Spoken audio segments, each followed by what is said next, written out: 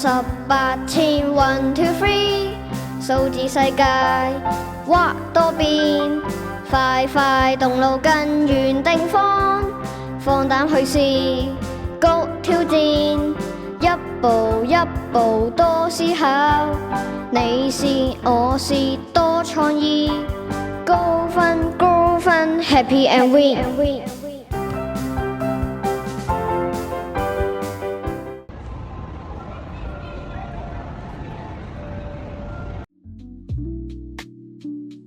我個頭好痛啊！呢個係咩地方嚟㗎？原來係供書教學嘅地方。咦？呢張係咩嚟？哈哈，你還不知道發生什麼事嗎？你需要尋找一件可以標準估落回的工具，才可以回到你所屬的世界。捉佢好啊！就讓我四處探索一下啦。最近圖書科舉行咗一個圖書周嘅活動，係關於搜尋中國歷史人物嘅資料。佩儀，你有冇啲咩頭緒啊？我都唔知啊，不如我哋出去樓層揾一下靈感啦。好啊。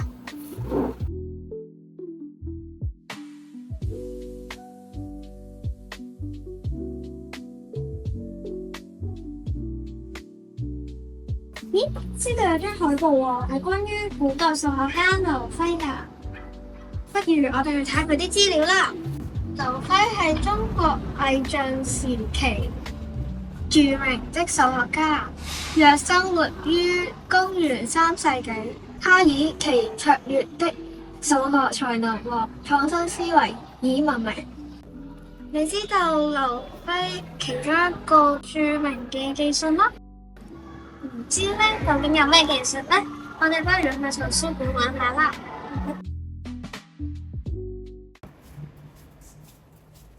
哇！呢度嘅風景真係好優美啊！呢個人好奇怪啊，又着古裝又生鬍鬚，我哋一陣行快啲先。係咯，點解佢哋要望住我嘅？咦，嗰度有幾個女同學指住我嘅，係咪我個樣有啲咩奇怪啊？等我去問下佢哋先。你好啊，兩位女同學，想問下今年係咩年份啊？今年咪2025年咯，你買咗邊個古裝人物啊？原來今年係2025年，唔通我穿越咗去未來嘅世界？在下就係數學家劉暉，好高興認識大家。原來你唔係啲咩奇怪人，你真係數學家咩？我哋一於出一啲問題考下你啦，一於帶你去參觀一下啦。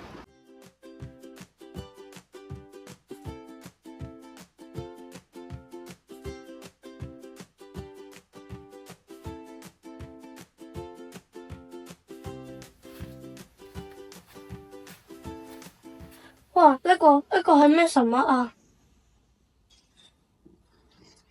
竟然喺牆中間發光。呢個係我哋平時用嘅電子白板，老師平時都會喺呢度寫筆記同埋投放影片。我哋啱啱先用佢嚟學習圓嘅概念。喺開始之前，你哋話啱啱學咗圓形，咁先由我考下你哋啦。有一圓直徑為10厘米，周界為多少？直徑係10，即係半徑係5。用周界方式，2個半徑乘以1個圓周率。2乘以5等於10，答案係10個圓周率。太好啦，兩位果然十分聰明，將來絕對會學有所成。你哋睇，我哋可以喺圓入邊畫好多個多邊形，一邊畫就越接近圓嘅周界，就可以越嚟越準確咁計到圓周率啦。到我哋啦，不如你幫我哋畫出一個以圓心和夾點為半徑嘅圓啦。就等我示範一下畫完啦。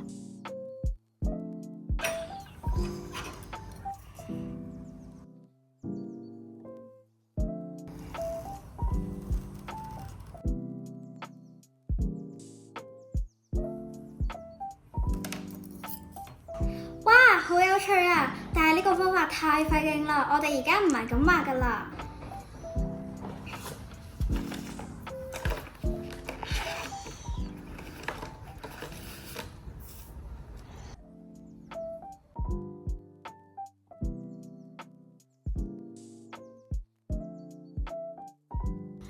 你睇，我哋而家用圓規畫，1秒就畫好啦。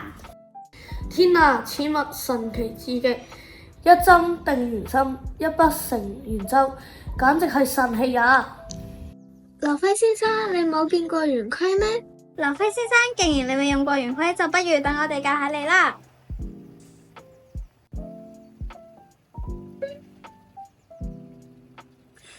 此物看似簡單，實質內藏乾坤。咁我應該點樣開始啊？首先，我哋要量度半徑嘅長度。我哋今次就把半徑割為5cm 啦。呢針係圓心，另一邊就係筆。我哋只需要保持手唔喐，慢慢轉圈就得噶啦。嚟，先喺呢度畫一個半徑係3厘米嘅圓啦。我一陣幫你檢查。我劉輝願擔當此重任。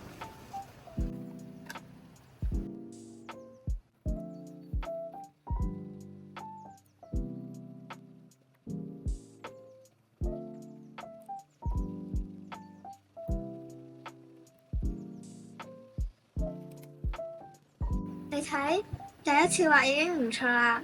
呢度再穩陣啲，手唔好震。呢個結構咁簡單嘅工具，原來係咁難用，就等我再試一下啦。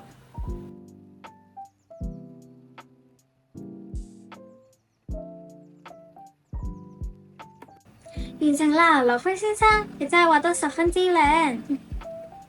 不如我哋將圓規送俾劉輝先生，等佢返到古代可以宣揚圓規呢個咁精緻嘅工具。多謝你哋得此一物，我一定會將圓規呢個工具發揚光大。人有三急，請問茅廁在何處？茅廁就喺地下啦，不如我哋帶你去啊！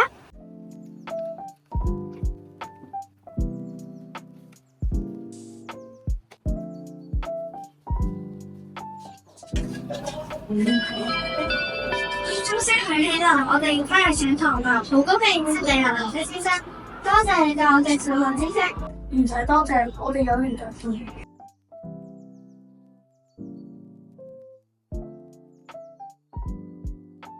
原來劉輝佢最著名嘅技術就係割圓術。不如我哋將啱啱收集返嚟嘅資料寫返落報告入面啦。中國嘅數學知識真係博大精深，我哋要好好學習古人嘅智慧。如果想要睇多啲關於劉輝嘅割圓術，你可以睇下呢本書《數學家嘅小故事》，入面除咗有劉輝呢個數學家，仲有其他數學家嘅介紹。